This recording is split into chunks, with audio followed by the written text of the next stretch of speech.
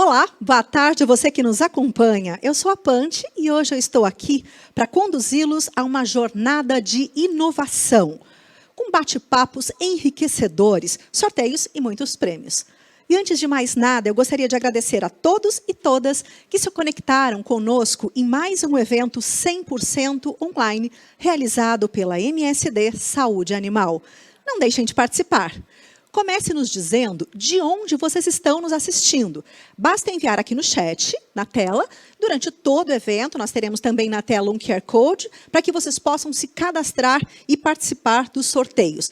Aponte a câmera do seu celular para o quadradinho aqui na tela, com o código, preencha com seu nome e e-mail e pronto, você já está participando do sorteio. Assim, você já está na lista dos sorteios que vão acontecer durante toda a programação. E se preferir, ainda pode fazer a sua inscrição através do link que está disponível aqui abaixo do vídeo na descrição. Participem. A premiação está incrível, eu tenho certeza que vocês vão adorar. E para que esse evento pudesse acontecer de forma segura, nos preparamos com todo o cuidado. Todos foram devidamente testados para a Covid-19, negativados, e ainda assim estamos respeitando o distanciamento social. Para dar aí um início às falas e começar com o pé direito, eu convido o presidente da MSD Saúde Animal no Brasil, Delair Bolles. Seja muito bem-vindo, Bolles.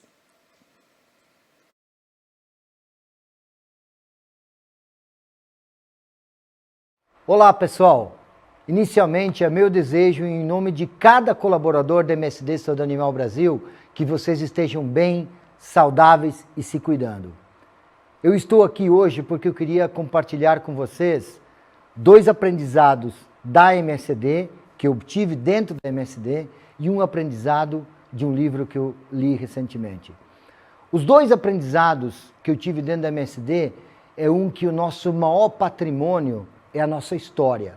E eu tenho certeza absoluta que cada um de vocês estão construindo uma história na suinicultura que é o seu maior patrimônio. Dentro dessa história da MSD, que está linkado com o meu segundo aprendizado, está a nossa história, o nosso patrimônio com inovação, que é o nosso grande DNA, que é o nosso maior patrimônio, a nossa inovação. E não é só inovação de produto, a inovação de estratégia, é inovação através das nossas pessoas. Mas no conceito de inovação de produtos, que é a grande razão que a nossa equipe de suinicultura do Brasil está conversando com vocês hoje, nós trabalhamos sobre 3 pilares o conceito de inovação. A inovação, aquela inovação que ela é bastante arriscada, que é quando a gente inventa algo, é a invenção. A segunda forma de inovação é a inovação incremental, que é aquela que melhora o que já existe. E a terceira delas é a inovação disruptiva, aquela que torna obsoleto o que já existe. Eu tenho certeza absoluta que o que a nossa equipe de suinicultura vai compartilhar com vocês hoje e nos próximos dias é uma inovação disruptiva, é uma inovação incremental e é sim uma nova invenção para ajudar vocês no negócio de suinicultura. O que eu aprendi no livro? Recentemente eu li um livro que se chama Essencialismo, que ele fala sobre a importância de fazer menos, mas para fazer melhor, trazendo essa ideia ou essa realidade para a suinicultura. Eu gostaria de fazer 2 perguntas para vocês. É possível fazer menos e melhorar os resultados da sua granja? A segunda delas, existem oportunidades para melhorar as etapas do processo de produção na suinicultura hoje? Algumas recomendações sobre o livro e sobre a importância de focar no essencial dentro da suinicultura, humildemente. A primeira delas, eu sou filho de suinicultores, tá? Identifique as rotinas que só te trazem problemas e que te geram habilidades improdutivas dentro da sua granja. Segundo, aprenda a dizer não e naturalmente você vai aprender a colocar os seus recursos no que é essencial e os resultados vão vir. E a terceira, quando você for tomar uma decisão difícil, fica com a alternativa que você der nota 9 ou 10 na prioridade e não menos que isso. Esse é o nosso objetivo, e com o objetivo de ajudar a todos nós a sermos mais essenciais, mais essencialistas e fazer menos, porém melhor. É isso que nós vamos conversar hoje. Esse é o nosso grande objetivo de melhorar conveniência, melhorar inovação, melhorar produtividade, melhorar bem-estar para vocês dentro da suinicultura. Que vocês tenham todos um ótimo evento e muito obrigado pela confiança e pela oportunidade.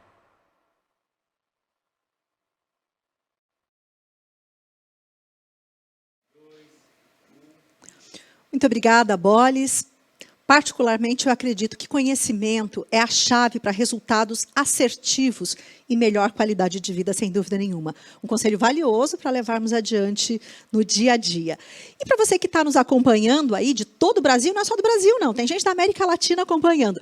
Vai aí aquele abraço para quem está nos acompanhando. Valeu pela audiência. O Paulo Klug, de Toledo, está acompanhando. O Fernando Rentamal, da TechSui, assistindo a gente. O Sérgio Carvalho, da Aurora. O Fernando Rocha, da Copérdia. O Stefan Hor. O Arthur Luxunis, de Patos de Minas, um abraço grande. Luiz Engelmann, do Paraguai, do Grupo Covepa, está acompanhando. Luciano Ferreira, de Curitiba. A Bruna Zufo, de Toledo, está on. Muito obrigada. Tiago Salomão também. A equipe do 333, Latinoamérica. Todo mundo on acompanhando junto com a gente aqui. Seguindo agora, então, nós sabemos como a erisipela, a parvovirose e a leptospirose impactam nos índices de desempenho reprodutivo, nos sinais clínicos e no bem-estar dos animais nas granjas. E atentos à relevância de discutir esse tema, é que criamos uma mesa redonda que abordará os temas impacto econômico, diagnóstico, vacinação, manejo e inovação. E é com muita honra que eu apresento agora os profissionais que farão parte desta discussão. Nós recebemos a doutora Daniele Gava, médica veterinária com doutorado pela Universidade Federal do Rio Grande do Sul, no setor de suínos e virologia, com foco em influenza A, parvovírus suínos, circovírus suínos tipo 2 e senecavírus A. Recebemos também Dr. Fernando Bortoloso, médico veterinário e professor titular na Universidade Federal do Rio Grande do Sul, uma vasta experiência na área de medicina veterinária, ênfase em inseminação artificial animal, com foco em inseminação artificial de suínos e desempenho reprodutivo. Bem-vindo, professor. E para completar o nosso time, apresento o Dr. Miquel Coléu, diretor técnico global da MSD Saúde Animal. E para vocês que nos assistem, durante todo o bate-papo, fique à vontade para enviar suas perguntas. Não esqueça de dizer o seu nome, de onde você está nos assistindo, para o número do WhatsApp que está aparecendo aqui na tela, vai aparecer o número na tela. E não esqueça também de dizer para quem se dirige, para qual dos nossos convidados se dirige essa pergunta. E nós separamos alguns minutos no final dessa mesa redonda para trazer as perguntas que vocês nos enviarem. Não esqueçam de dizer para quem se destina essa pergunta. E sem mais delongas, vamos começar falando de impacto econômico. Eu começo perguntando, então, para o Dr. Miquel Coléu, quais são os impactos econômicos dos problemas reprodutivos na suinocultura. Miquel, por favor, bem-vindo. Muito obrigado pela pergunta. É um prazer estar aqui com todos vocês.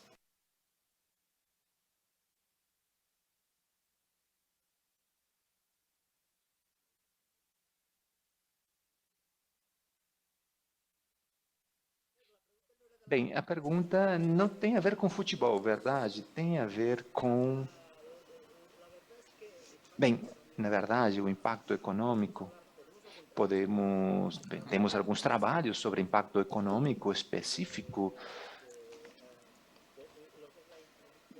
sobre a incidência, né, da lepto nas granjas. E temos um trabalho bem interessante, que tem a ver com mais ou menos, no caso, tínhamos o controle da situação da lepto na nossa granja versus um descontrole, ou seja, você não tem o controle, uma pauta de vacina que permita ter o controle. Estávamos falando de $8, que é realmente impressionante. É interessante ver que na Europa já temos algum tempo com a vacina e o que a gente tem feito é ver o que acontece no caso europeu. Não chegamos a $8, isso é verdade. Mas a gente fez algumas perguntas para o Thomas sobre o estudo, né? Porque tínhamos outros estudos Europa na também. Europa Assim, também. temos um Temos um meta-estudo agora sobre publicações na Europa e em alguns congressos da Europa. E esse meta-estudo, ele compreende diferentes trabalhos feitos na Espanha, Alemanha e França. E aqui é muito interessante ver que a diferença entre vacinados e não vacinados com relação a nascidos vivos, temos uma diferença de 0,66 leitões. Isso é importante. Quando falamos de 7%, enquanto há partos entre vacinados e não vacinados. E o mais importante, eu queria mencionar isso, né, sobre vias reprodutivas. Estamos falando de dias reprodutivos, estamos falando de 11 dias. Então, na Europa, não achamos $8, mas se a gente pensar em dias não produtivos, 11 dias produtivos, com um impacto econômico é muito fácil, porque um dia produtivo é mais ou menos 3 euros cada um. Então, o impacto aqui é bastante significativo. Ou seja, que sim, tem um impacto econômico muito importante. A lepto, ela tem um impacto nos Estados Unidos e também na Europa. Muito obrigada. A gente volta a falar muito ainda disso. Prepare suas perguntas, envie, diga para quem você está dirigindo essa pergunta. E eu dou boas-vindas mais uma vez para o doutor Fernando Bortoloso, professor. Aproveito para te dar as boas-vindas e para te perguntar, o Miquel acaba de apresentar aí esse custo Europa. A gente tem uma estimativa? A gente tem esse valor no Brasil, professor? Olá, pessoal. Eu perdi um pouquinho do teu áudio, mas entendo que você está perguntando o valor, né, do leitão, basicamente do leitão desmamado. Esse valor é um valor que, claro que depende, varia muito de sistema para sistema, né? Difícil de nós generalizarmos, mas nós podemos falar aí num valor base nas integrações aqui do Sul, na faixa dos R$130 por leitão desmamado. Mas é interessante, nesse contexto, nós agregarmos a colocação que o Miquel fez em termos de dias não produtivos, ou seja, o dia que a matriz não está nem em gestação, nem em lactação. E da mesma forma, o custo de um dia não produtivo no Brasil, ele tem ampla variação entre as empresas e a contextualização que nós fizemos. Mas nós falamos de valores próximos a uma janela de R$20 a R$25, então são valores bem expressivos. Isso significa dizer que num retorno ao cio regular, por exemplo, que você tem 20 dias, vamos dizer, entre a inseminação e o retorno, nós falamos em quase R$400, né? Então é um impacto assim bem expressivo dentro da produção. Professor, obrigada por estar aqui com a gente hoje compartilhando conhecimento. E a gente está falando de números, né? Não tem nada subjetivo aí, são números que estão no campo, né? O produtor reconhece. Eu vou pedir, então, dar boas-vindas para a doutora Daniele Gava e pedir que ela complemente ainda uma outra coisa. E aquele leitão que nem chegou a nascer, doutora Daniele, aquela fêmea vazia, aquela falha reprodutiva que não teve um diagnóstico muito claro? Bem-vinda. Boa tarde a todos, muito obrigada pelo convite, e eu acho que complementando, né, o que todos os colegas já comentaram, além dessas perdas do futuro leitão, né, que viria, mas não veio, da fêmea que muitas vezes a gente identifica que está vazia só no momento do parto, né, e às vezes não antes, então quanto tempo se passou, eventuais gastos com medicação, a gente não poderia deixar de mencionar, né? E também os custos que estão inerentes até a tomada de decisão baseado no diagnóstico. Então, isso também é custo. E eu acho que só para fechar, a gente precisa lembrar que no universo das doenças, dos problemas reprodutivos, só 40% ou até menos estão relacionados a causas infecciosas.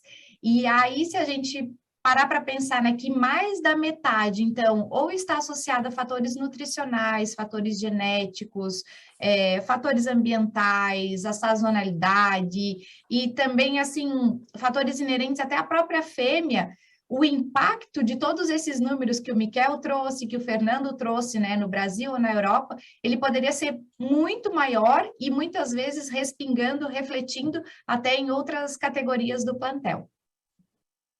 Obrigada, Daniela. Fique com a gente, porque tem muito assunto ainda nessa tarde. Nós vamos agora, na sequência do que foi falado agora, para um tópico muito importante, que é o diagnóstico. E eu vou convidar o professor Bortoloso, então, para falar um pouco sobre isso, sobre que melhorias nós podemos implementar na monitoria dessas doenças reprodutivas. E entender também em que momento é que acende a luz vermelha de que eu realmente tenho um problema reprodutivo na minha granja. Certo.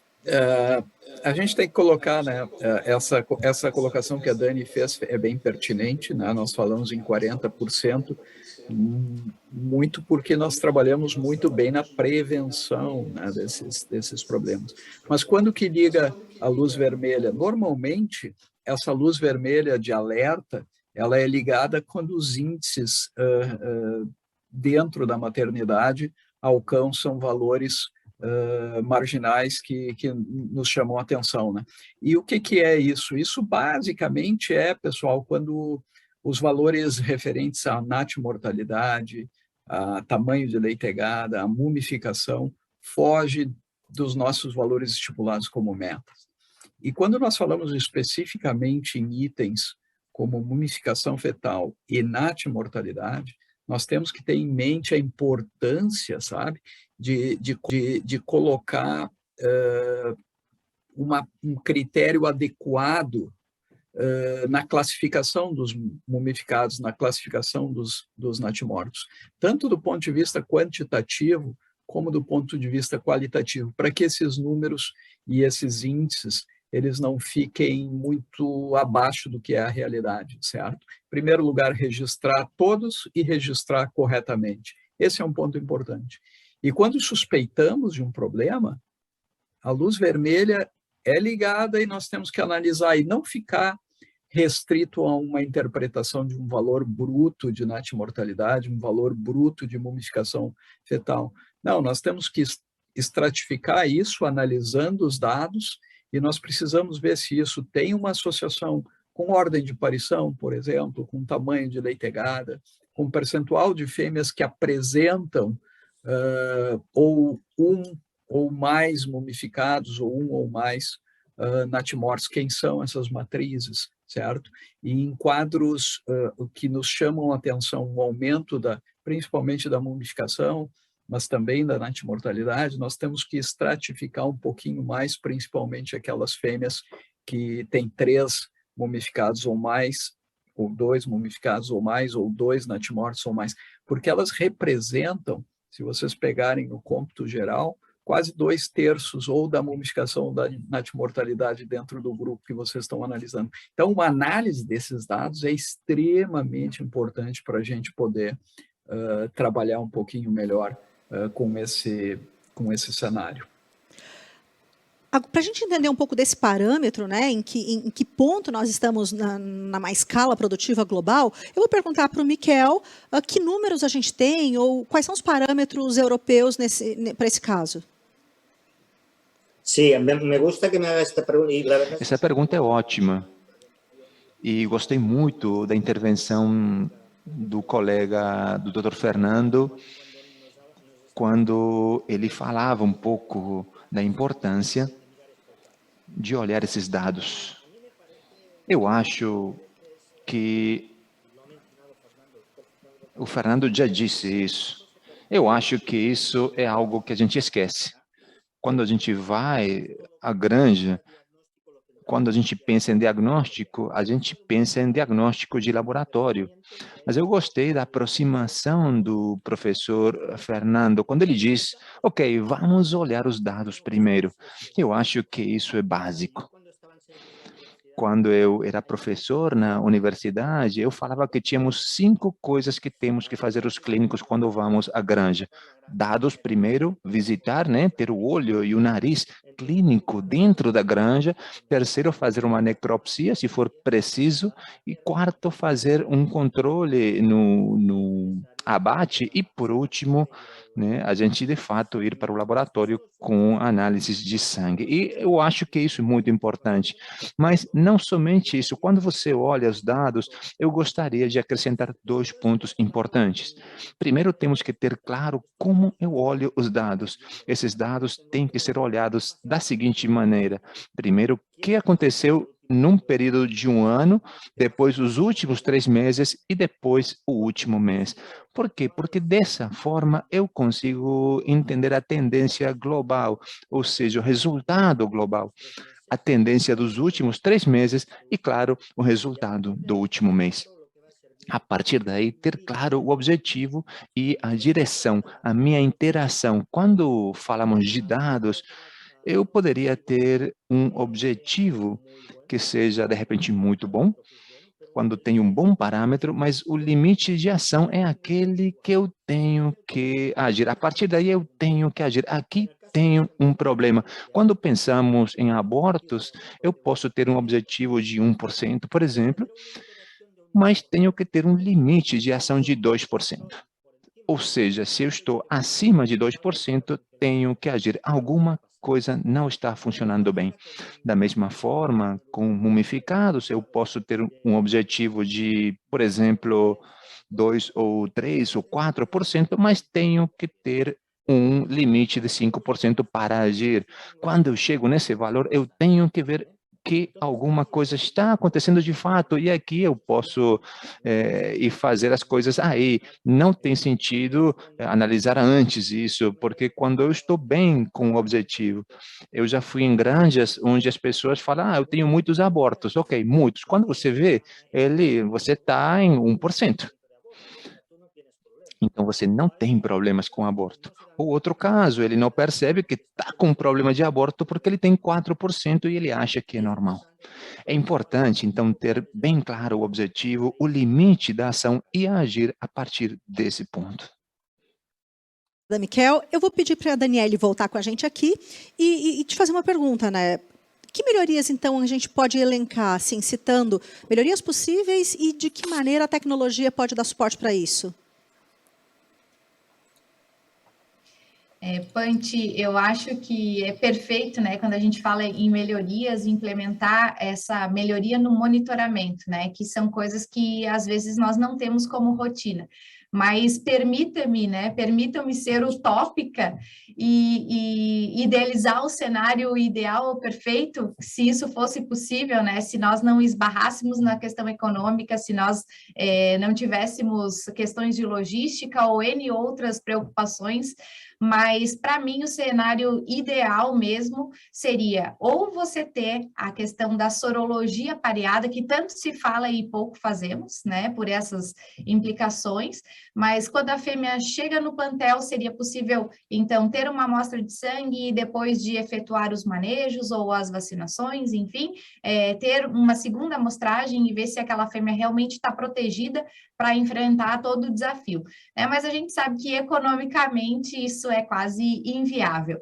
E se continuando ser mais utópica ainda, né, hoje nós temos ferramentas, por exemplo, como a metagenômica, né, que nos ajuda a enxergar um cenário macro. Então, imaginem que perfeito que seria tirar uma amostra da fêmea, seja através do sangue ou da saliva menos invasiva, e a gente pudesse dizer assim, né, esse animal tem os patógenos X, Y, Z, e a partir disso, né, então a gente tentar monitorar. E só que, voltando a dizer, né, economicamente é inviável, ainda mais quando a gente fala de plantéis com uma alta taxa de reposição, né? Então, a gente vem trabalhando com as outras ferramentas que temos e, como disse o Dr. Miquel, quer dizer, ficaremos de olhos abertos clinicamente avaliando esses dados, né, complementando com os números para tomada de decisão. Para você que está nos acompanhando, QR Code na tela, aponte o seu celular, envie a sua pergunta, por favor, identifique se essa pergunta é para a doutora Daniele, se é para o Miquel, se é para o professor Fernando, envie a sua pergunta no final das falas, a gente vai fazer o encaminhamento das perguntas. Eu vou aproveitar só para dar um alô para a equipe da Academia Suína, que está acompanhando, Lauro Facim, Scheller Agro, o Rafael Fradoloso, boa tarde, pessoal, muita gente acompanhando, a Nayara Andrade, a Roberta Leite, aí 333 presente, Gaspar Silva, o pessoal agradecendo pelo compartilhamento de informações. Muito obrigado. Mande seu recadinho no chat e pergunta no QR Code que está na tela. Aponte o celular, envie a pergunta ali. E eu vou continuar com a Daniele. Daniele, então eu te pergunto agora, assim, você falou agora desse impacto econômico de tudo isso, desse suporte todo. Mas qual que é a importância, então, que a gente precisa dar para os resultados laboratoriais positivos para parvovírus?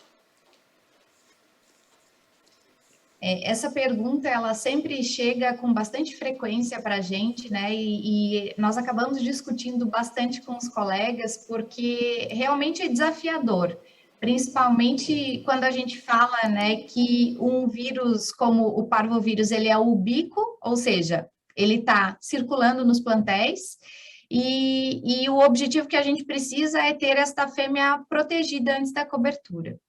Então, primeiramente, falando de resultado positivo, nós precisamos ter em mente o que o teste que nós solicitamos, ou que o médico veterinário solicitou, ele identifica. Nós estamos falando de anticorpo ou nós estamos falando de antígeno do vírus, né?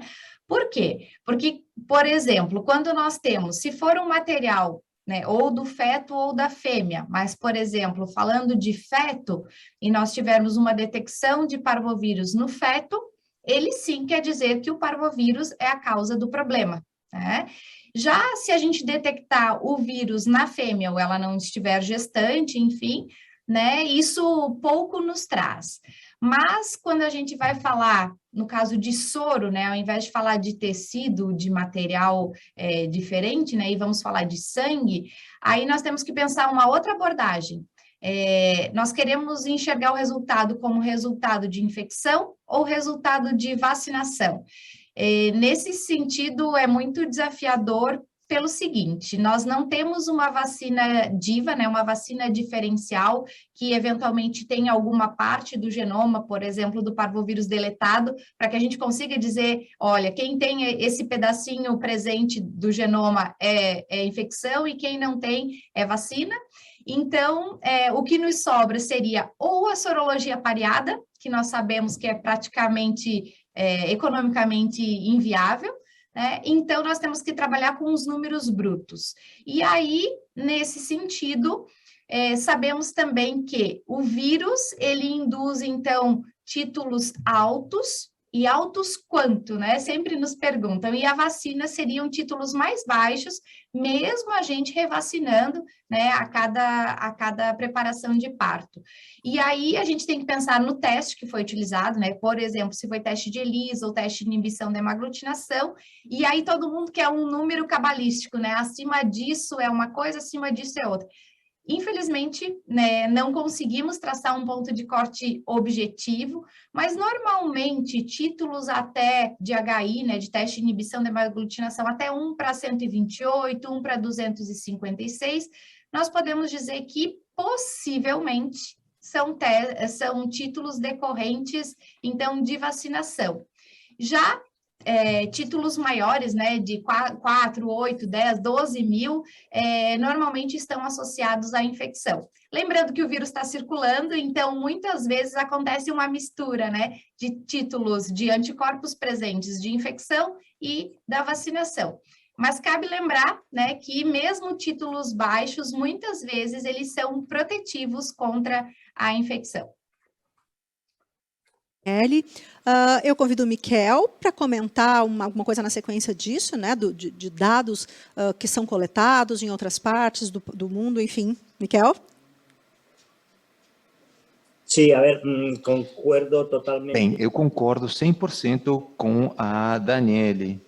A dificuldade também de, apesar disso tudo, a dificuldade de ter tanto no parvo como no lepto, né? Porque acontece a mesma coisa nas duas.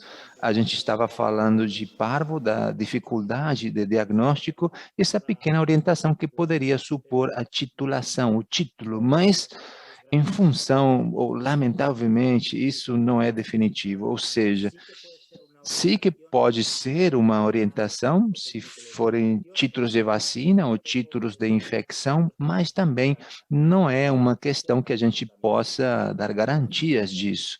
Portanto, temos que considerar isso também, e acontece também com a microaglutinação que podemos fazer com as leptos.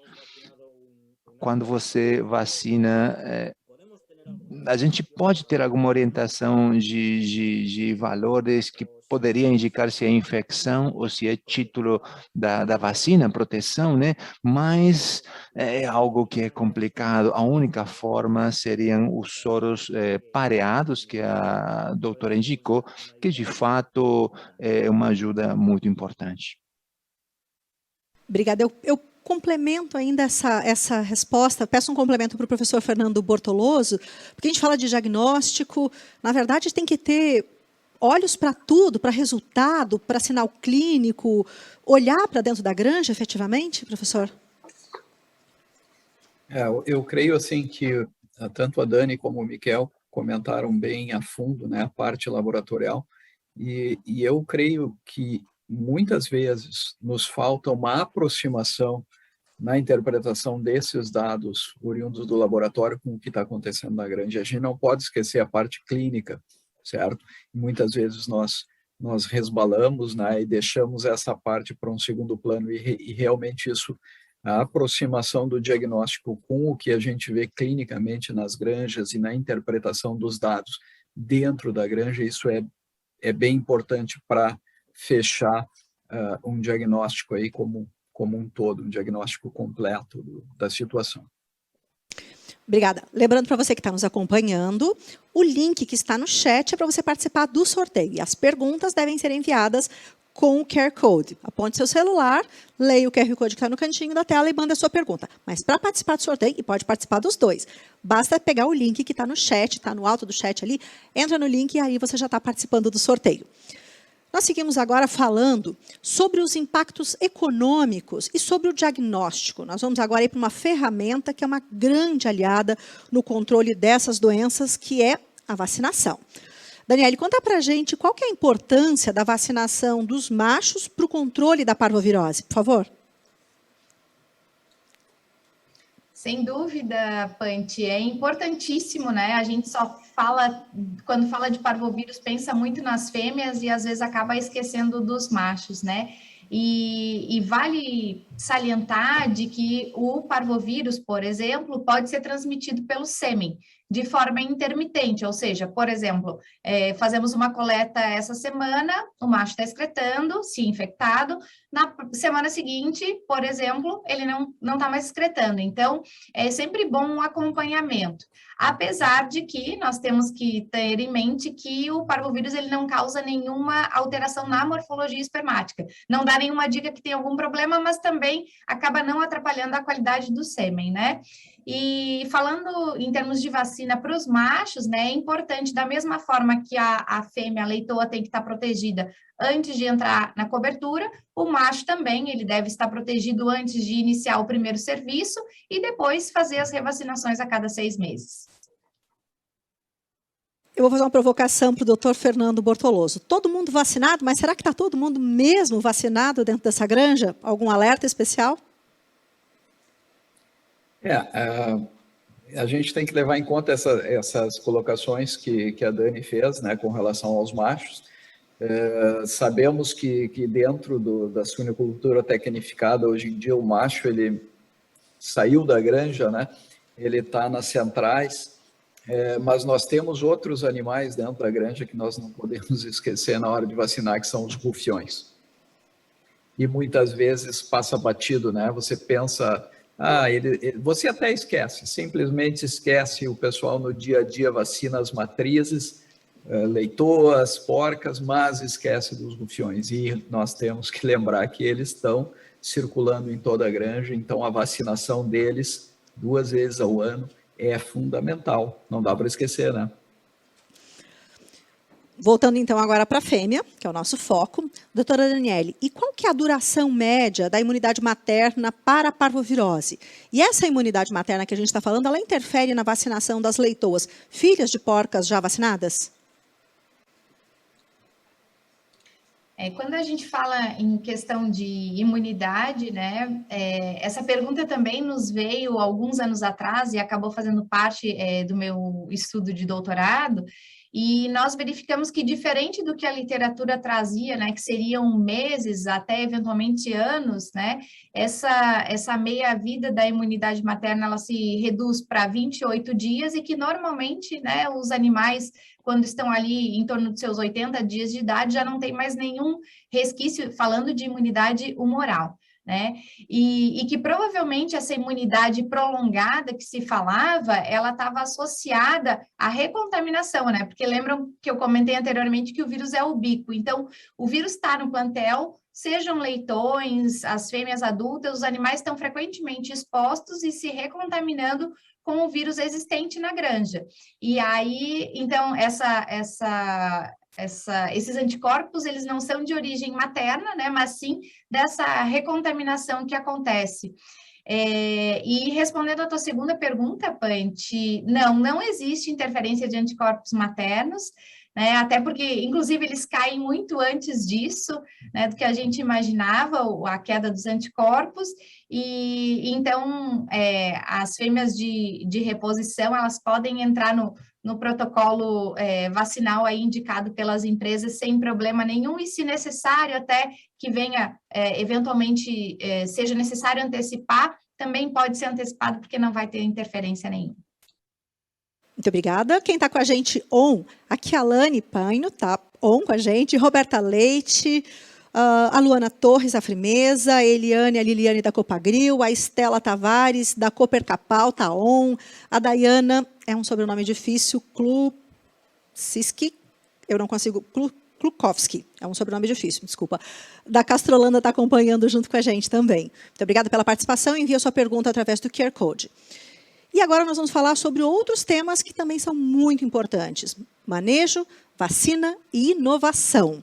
Eu convido agora o Miquel para voltar com a gente aqui para falar sobre... A MSD tem uma vacina fora do Brasil que é indicada para vacinação para problemas reprodutivos na fase de gestação em vez de lactação.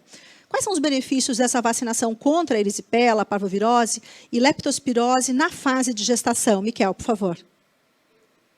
Sí, primero me gustaría decir que la vacuna se puede usar en todo momento. Bem, essa vacina pode ser usada a qualquer momento, não somente na lactação, também na gestação. Então, é uma vacina que é segura, uma vacina que já temos experiência com ela, talvez alguns anos na Europa, quase 2 anos, longos 2 anos, e, na verdade, a sua segurança é uma das grandes vantagens.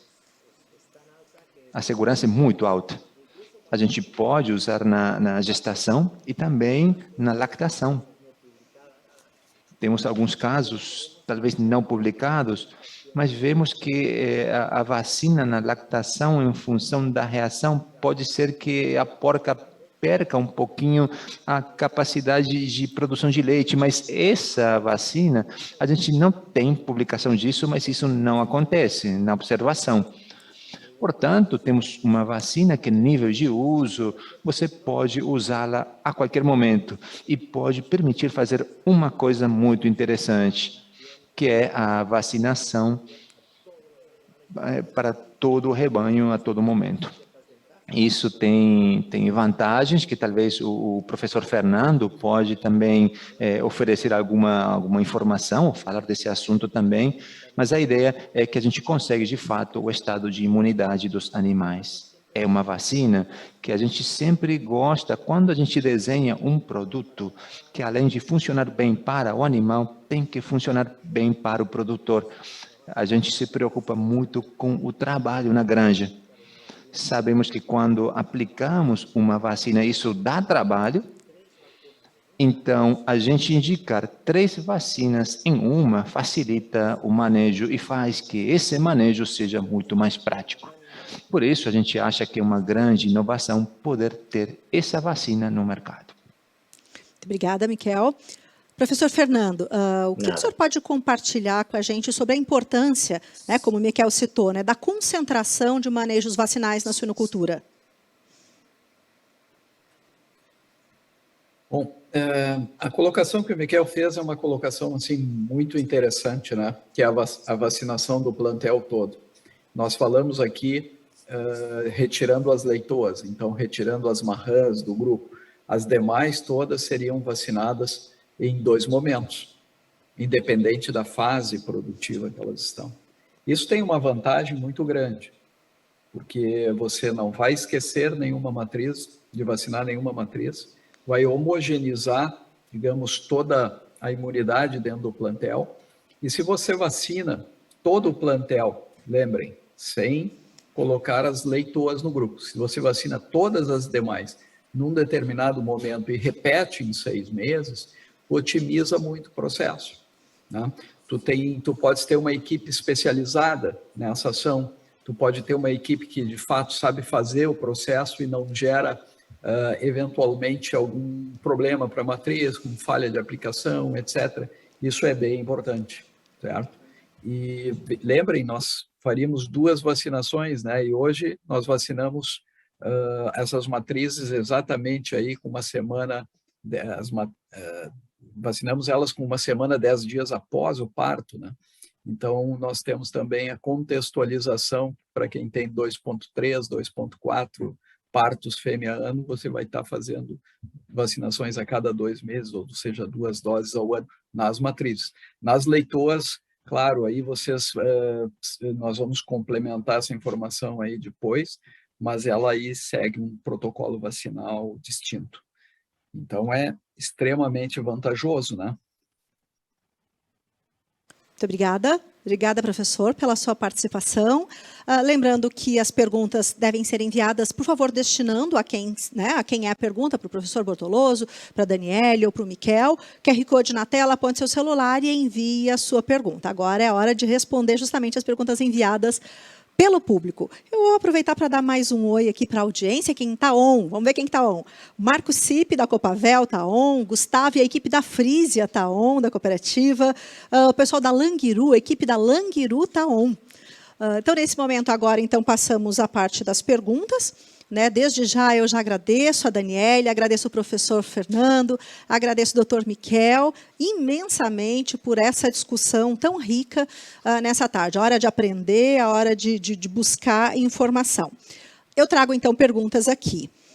Quem está conectado com a gente também? Divino Santana, Maria Clara, da PIFPAF, acompanhando, a equipe da Suinco, está junto com a gente, o Verno Rosmini e companhia com a gente aqui acompanhando. Está on? Pergunta para a Daniele. Daniele, em casos de suspeita de doença reprodutiva, qual o número amostral necessário e em que fases da vida produtiva as matrizes devem ser amostradas? Pergunta da Karine Takeuchi, do setor de suínos da URGS. Oi, Karine, tudo bem? Obrigada pela pergunta. Realmente é desafiador quando a gente fala de problemas reprodutivos, o que coletar, o que fazer, né? Então, minha primeira pergunta, devolveria para ti, né? Seria, o que você está suspeitando? Se possível, né? É sempre importante recuperar os fetos.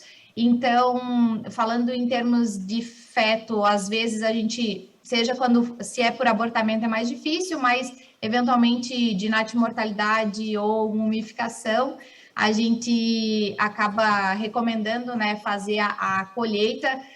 Os órgãos mais fáceis que a gente acaba vendo, principalmente nos mumificados e que facilita, né, que ainda estão íntegros, seria coração, pulmão e rim, e coincidentemente, né, seja parvovírus, seja cercovírus, enfim, a gente pensando em outros agentes aí, eles têm tropismo por principalmente pelo coração, né, pela questão de que tem muitas células em fase de síntese, né, de replicação celular, então é um órgão de escolha, né, já emendando a categoria e o órgão.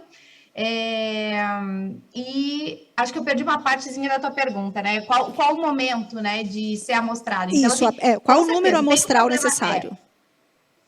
Ah, tá. Em que fase o da número vida? amostral...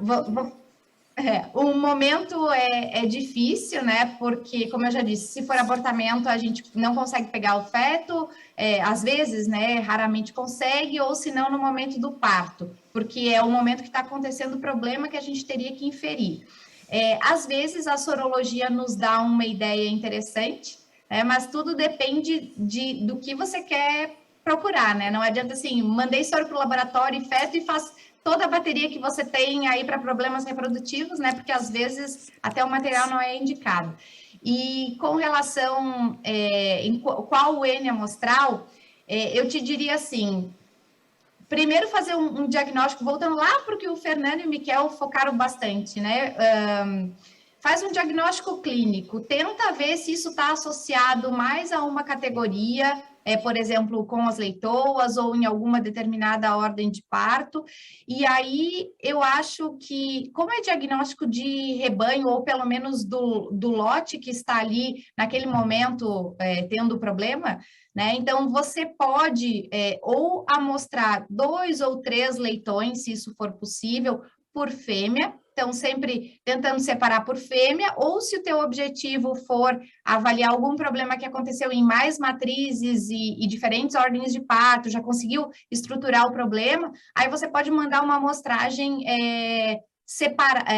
tudo junto, né? De leitoa com fêmeas mais velhas, enfim. Então, tudo vai depender da apresentação do problema e da pergunta que você quer responder, né? Mas o bom seria ter uma bola de cristal, né? E a gente conseguir saber aí o que está acontecendo, né? Sem muito teste, muito custo, muita amostra.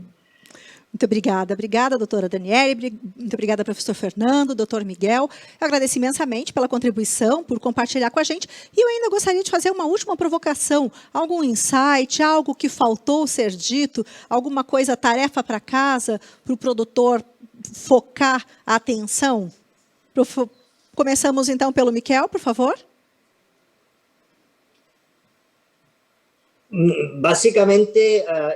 Basicamente, eu insistiria na ideia de que temos nas nossas mãos uma ferramenta que é muito útil. É muito segura também, muito eficaz. Quando pensamos em vacina, eu sempre repito o mesmo. Quando pensamos num produto, pensamos que ele encaixe bem, não somente que seja bom para o animal, que seja bom também para o produtor. Isso é importante, isso é básico para mim. Aqui temos um produto que cumpre com essas características. É muito bom para o animal. Quanto à eficácia e segurança, essa vacina é muito boa, muito comprovada, a segurança também, e também uma vacina que funciona muito bem para o produtor. O espectro de proteção, né, os 6 meses de tranquilidade que ela oferece com relação a essa proteção, faz que eu fique bem tranquilo quanto ao que é seguir um protocolo de vacinação em massa. Isso é realmente uma vantagem muito grande e também muito seguro, tanto na gestação quanto na maternidade. Não temos que pensar que é uma vacina somente para a maternidade. A gente pode dar também na gestação. Ou seja, eu acredito que a MSD, mais uma vez, nessa ideia, né, o nosso presidente, o Boris, né, ele falava no início de que a gente gosta de inovar. É um fato isso. A gente não é uma empresa de genéricos, é uma empresa que quando vai ao mercado, ela vai com um produto novo, um produto que realmente vai ajudar o nosso cliente. Obrigada, Miquel. Professor Bortoloso, algo que ficou que a gente precisa complementar? Eu gostaria de deixar 2 recados nessa reta final da nossa conversa. O primeiro deles, pensem antes de estabelecer metas para o pessoal que trabalha dentro da maternidade. Metas em termos de mumificação, em termos de natimortalidade. É muito melhor e muito mais importante para vocês que estão no dia a dia da produção ter os números reais do que está acontecendo lá dentro. Certo? Isso é importante. E um segundo ponto que eu colocaria assim como importante, né, para nós, não vamos congelar conceitos. Né? Os conceitos, eles de valores, etc., eles mudam conforme o tempo.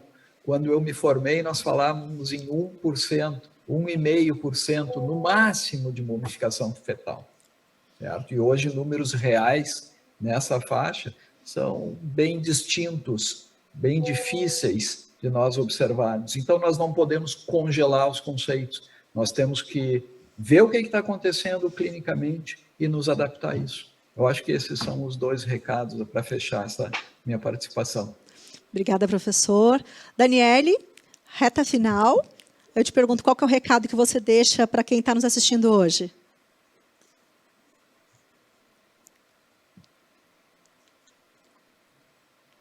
Oi? Acho que é comigo, não sei se Isso. Não, isso. Eu queria ouvir de ti palavras finais aí, conceitos finais, o que a gente deixou para trás, que não, o pessoal não pode dormir sem anotar essa dica. Eu acho que eu pego o gancho, né, continuando o que o Fernando falou. Eu acho que cada granja é única, apesar da gente falar em protocolo, nós precisamos saber que conhecer o perfil daquela granja, né? Conhecer quais são os índices que nós consideramos aceitáveis, qual é a rotina, quais os pontos que nós temos para melhorar esses índices, talvez, né?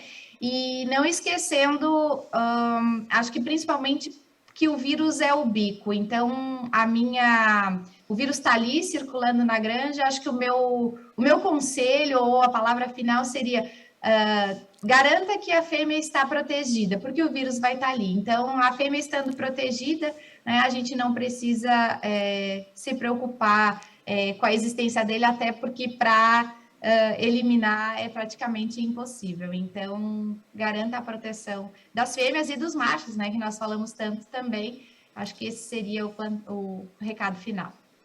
Muito obrigada pela participação. Fiquem à vontade para continuar assistindo o evento conosco, porque tem muita novidade pela frente ainda. Eu chamo a atenção de vocês.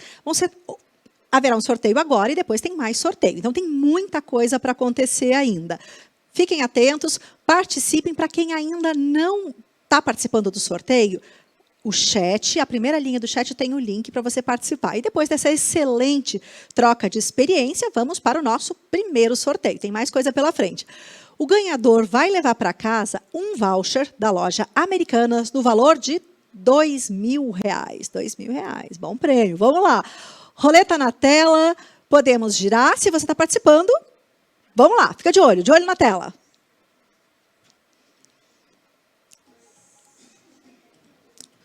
Sorteio está on.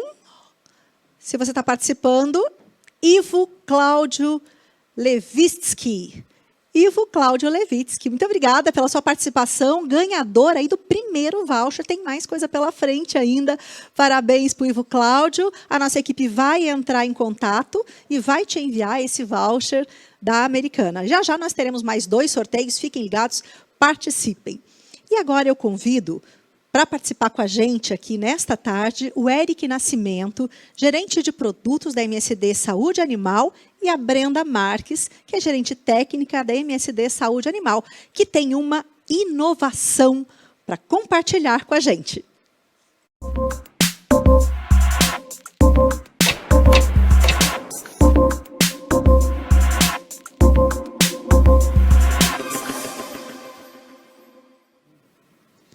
Olá, muito boa tarde a todos. Boa tarde, Brenda. Boa tarde, Eric. Boa tarde a todos os amigos da suinocultura.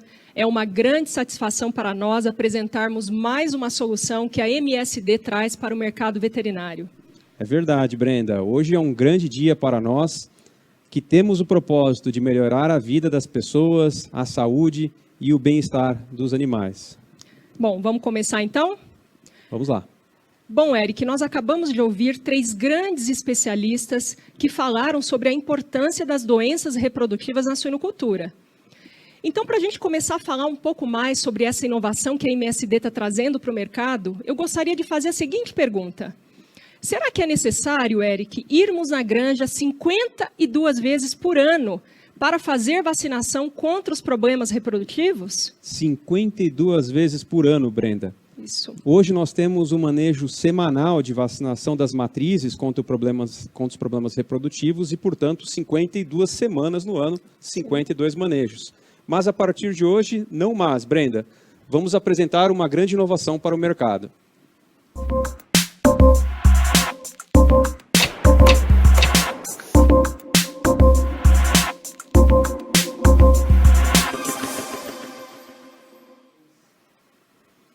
É a Porcilis EPL, Brenda, a única que permite 2 vacinações ao ano contra os problemas reprodutivos. Fantástico, não? Fantástico. E é possível 2 vacinações ao ano por 3 motivos que nós vamos falar daqui em diante: conveniência, eficácia e segurança. Pensando em conveniência, com a Porcilis EPL nós conseguimos fazer vacinação em massa dos plantéis, seja para porcas em fase de gestação, quanto em fase de lactação. Muito bom, não? Muito bom, Eric. Bom, falamos então de conveniência, agora vamos falar de eficácia.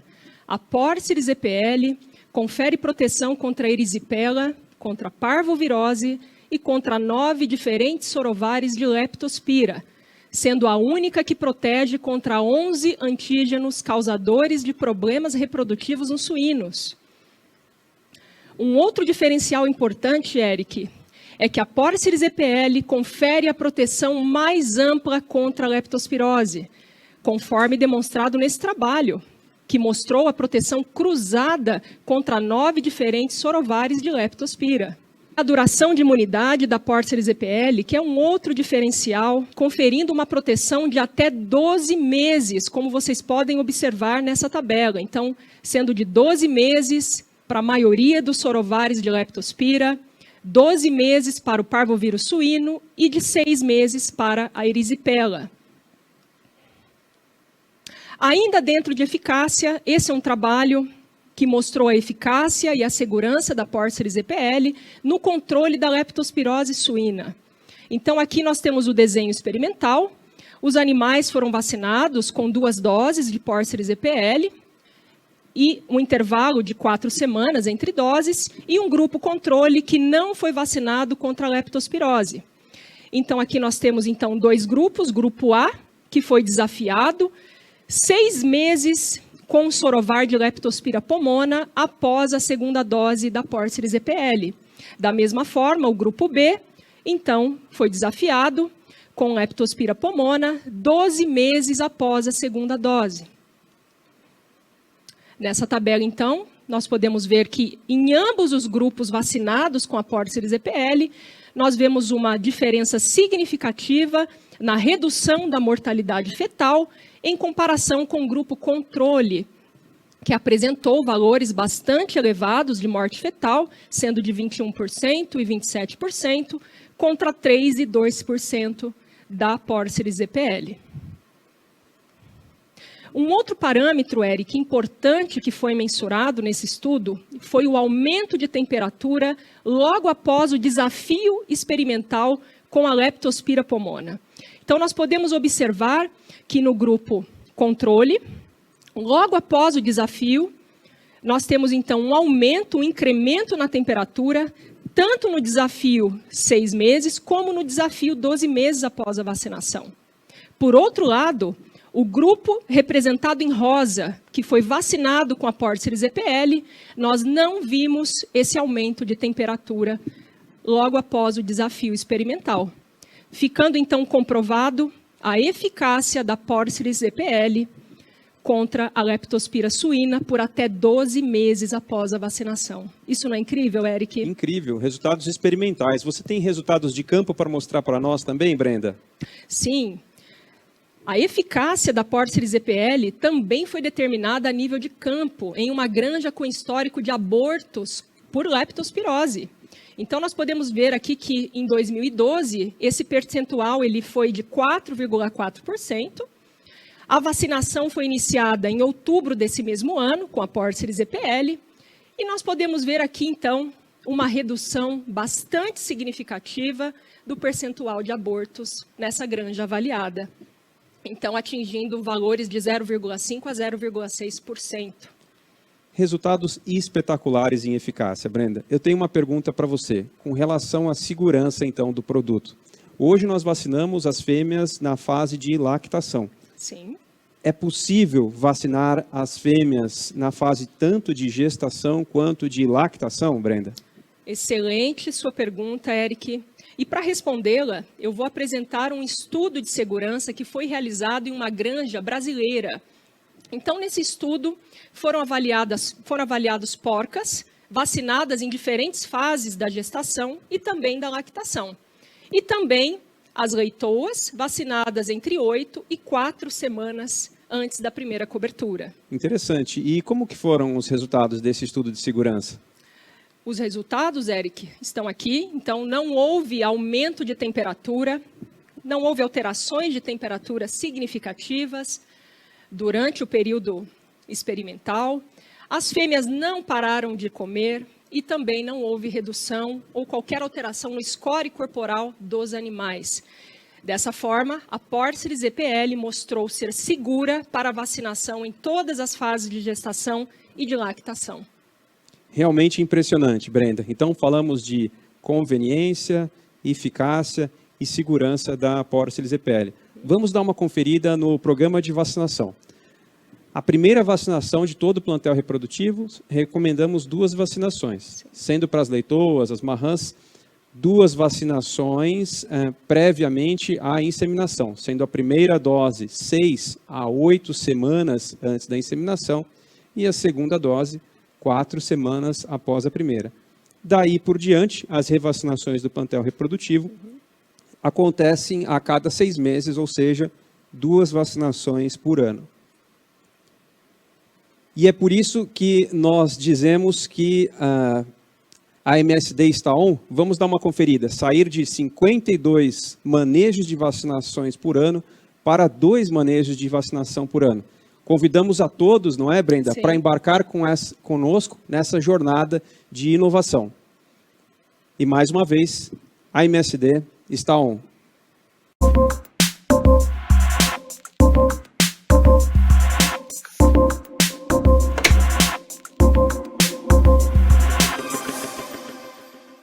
E a gente vai agora, para você que está com a gente aqui, nós temos mais 2 sorteios para vocês que acompanharam mais um grande evento da MSD Saúde Animal. Lembrando, então, o prêmio é um voucher no valor de R$2.000. Mas são 2 sorteios na sequência. Fica de olho aí. Sorteio na tela. Sorteio MSD está on. Rufem os tambores. Vamos lá. Arnaldo Dalprá. Arnaldo Dalprá, nossa equipe vai entrar em contato com você para te enviar o voucher. E nós vamos agora para mais um sorteio. Agora sim, terceiro e último ganhador. De olho na tela, rufem os tambores, que a gente vai saber agora quem é o último ganhador. Vamos lá.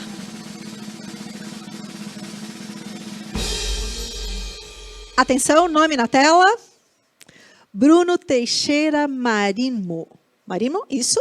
Bruno Teixeira Marimo, a nossa equipe vai entrar em contato com você e vai, com vocês, com os ganhadores dessa noite, para enviar os vouchers. Muito obrigada para você que está junto com a gente. E a gente está perto do nosso encerramento do evento, mas antes a gente gostaria de chamar ao palco o nosso colega Rudi Claure, diretor da Unidade de Negócios de Suinocultura da MSD Saúde Animal, para deixar uma mensagem. Rudi.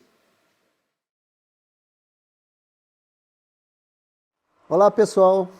Eu espero que vocês tenham gostado muito do evento. Ele foi construído com muito carinho, um senso de organização e principalmente com um senso de inovação que faz parte do DNA da MSD. Eu quero, inclusive, agradecer a toda a equipe que participou desse evento, mas principalmente agradecer a vocês, nossos clientes, pela credibilidade e confiança que vocês depositam sempre na nossa empresa, na nossa equipe, nas pessoas que fazem parte da nossa equipe. Como o Bolles bem falou no início do nosso evento, inovação faz parte do nosso DNA, mas não simplesmente a inovação por si só.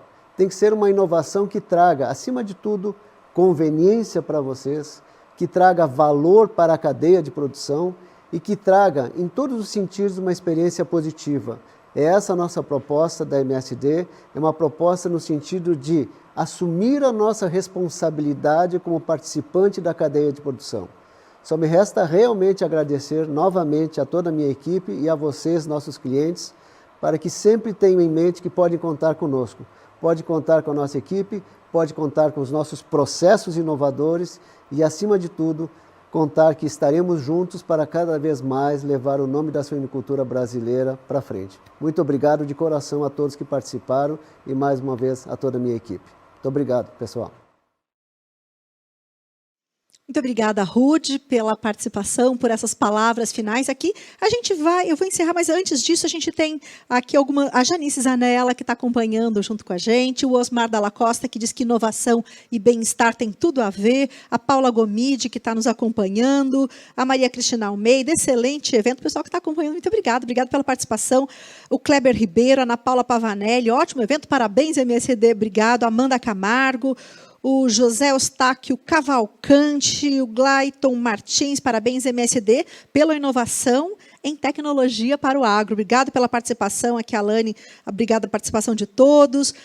Para quem está nos acompanhando, muito obrigada a todos que fizeram parte desta tarde incrível, de muito aprendizado, a passagem aqui do professor, da Daniele, do Bortoloso, do Miquel, trazendo a novidade, o lançamento que foi compartilhado, trocas e novidades para o mercado da suinocultura no Brasil. Lembrando que a gente vai anunciar, daqui a pouquinho vai ser postado um QR Code na tela. Esse QR Code, a gente te convida para fazer uma avaliação do evento. É muito importante, a equipe vai receber essas avaliações e isso guia a MSD para os nossos próximos eventos. Então, a gente te convida de novo para participar, engajar no finalzinho. Aponte o celular para a câmera do seu celular, leia no QR Code e faça uma avaliação depois, deixa terminar o evento, porque ainda tem novidade. E para fecharmos com chave de ouro, eu convido a Bruna Gomes, que é coordenadora de territórios suínos da MSD, que preparou uma surpresa para a gente. Fica com a gente. Eu me despeço por aqui, foi ótimo estar com todos vocês, pela energia trocada, por todos os insights compartilhados nessa tarde, pela grande novidade que a gente teve a oportunidade de trazer aqui. Um abraço para todos e até a próxima. Bruna, é com você.